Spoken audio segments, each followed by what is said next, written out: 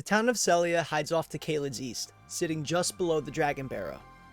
Once bustling with life and sorcery, these rot-stricken ruins are now home to the ghostly apparitions of their former inhabitants. Aside from the locals, within this town we'll find some intact barriers, as well as some really solid, mostly caster-based loot. Hello again, fellow Tarnished. I'm StoneBear13. Let's uncover the secrets of this town and its braziers in my Sellia Town of Sorcery walkthrough.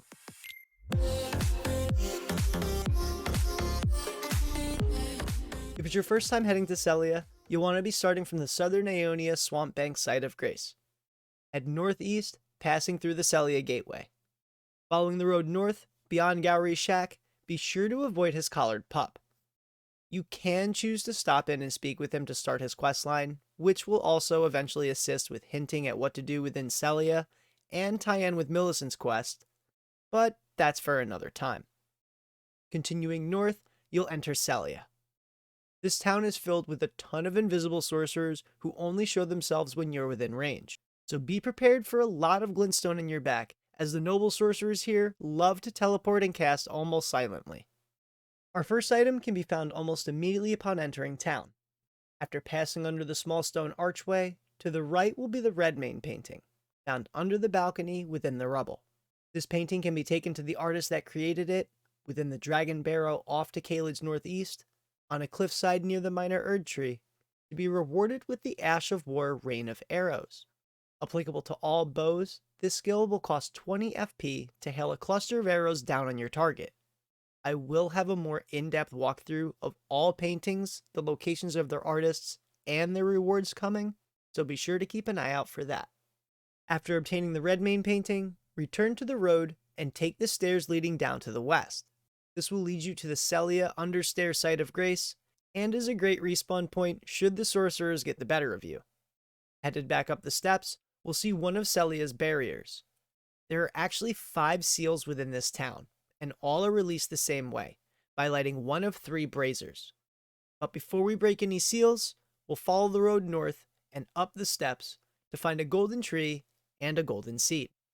From here, we can access our first brazier, hop on Torrent, and off the rise to the southwest. Landing on a route, we'll follow that to the connected tower and up the ladder to light our first brazier. Lighting this will break the seal to the west of the golden tree. Before we head over to our newly broken seal, on the balcony of the building just to the south, we can find the Staff of Loss resting on a corpse. Requiring 6 strength, 12 dexterity, and 14 intelligence, this staff will boost Invisibility Sorcery's Night Shard and Night Comet by 30%. I actually covered this weapon in depth in my top 5 weapons in Caelid video, so be sure to check that out for more information on this powerful Glintstone staff. Heading over to the newly unlocked area, you'll find a boss door, allowing you to challenge the Nox Swordstress and Nox Monk duo. Both of these foes will utilize their flowing weapons to surprise you with a very long reach, so be prepared. Once they're both defeated, you'll receive the Nox Flowing Sword, a Site of Grace, and access to a chest that was sealed off to the north. Let's start with the sword first. The Nox Flowing Sword will require 8 strength and 15 dexterity to wield. Finding itself as one of the shortest of its type, it has the default curved sword moveset, except for its heavy attacks, which are shared with the Shodel and the Eclipse Shodel. The heavy attack can be dodge cancelled, allowing for a light attack follow-up. Also similar to the Shodels, this has anti-block, allowing a portion of all damage to innately be unblockable. One of the few redeeming features of this unique weapon is its skill, Flowing Form. Costing 9 FP, you access the flowing ability of this weapon, extending it for a long-range slash that can hit multiple targets, giving this short weapon some much-needed range. Back at the boss room, we'll head up the steps and open the chest in the newly unblocked area. Within, you'll find Lusat's Glintstone staff.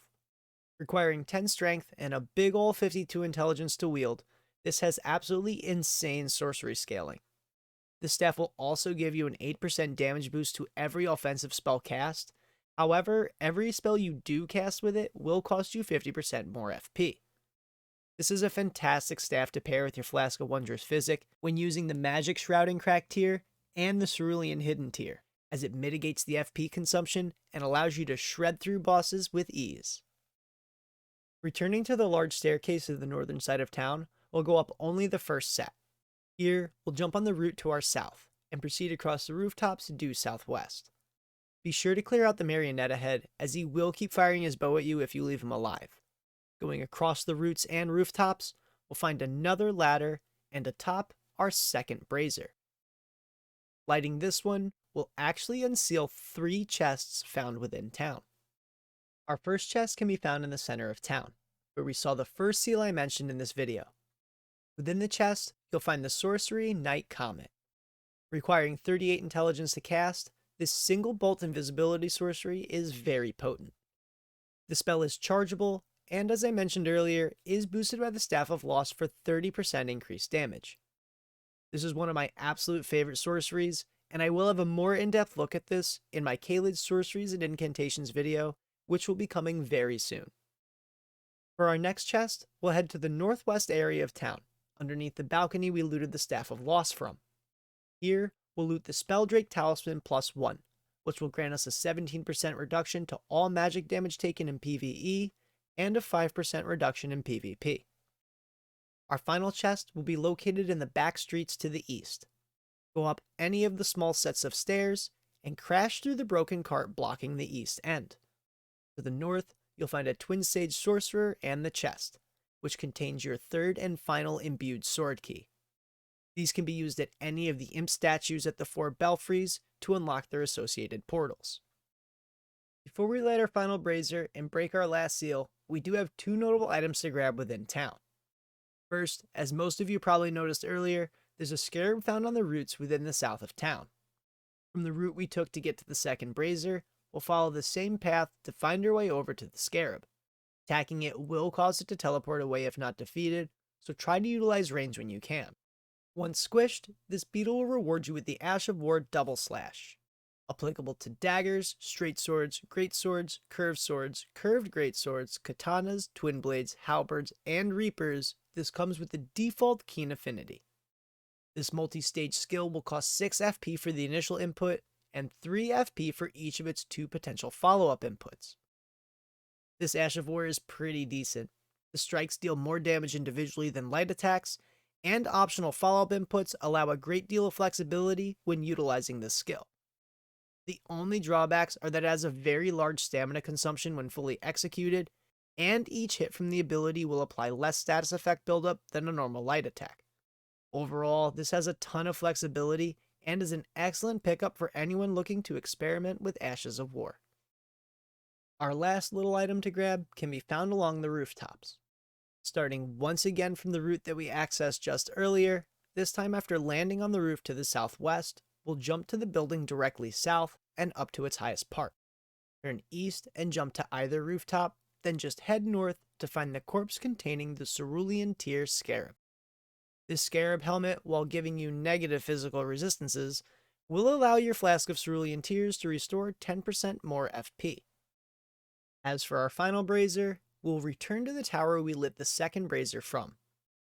At the bottom, head east, snagging up the Stone Sword Key on the way, and over to the rooftop the Avionet's on. Go up the routes to find access to the ladder.